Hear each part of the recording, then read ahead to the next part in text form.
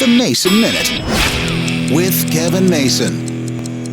The other day, one of my friends posted a picture on Facebook that took me back to the early 1970s. It was the cover of a magazine we all used to read back then called Dynamite. And I hadn't thought about Dynamite, probably since about 1975, maybe 1976. So I went back and looked it up and found out that, wow, I was one of the first people to ever subscribe to this magazine that was put out by the Scholastic Book Company. We used to get a lot of Scholastic stuff, and this was their first foray into magazines for students, for preteens and teens. Now, I didn't realize Dynamite magazine went on until the 1990s, so if you went to school in the 70s or in the 80s, you probably are familiar with Dynamite. Of course, I was right on the edge of Dynamite magazine's target readership, so I was only there for maybe a year and a half before I got too old, but I figured out it was probably the first magazine I ever subscribed to as a kid. Maybe it's where I got my love for pop culture. Now, it probably goes back further than that, but it definitely helped, and well, kids into the 80s and even into the early 90s saw Dynamite, and maybe it changed their lives too.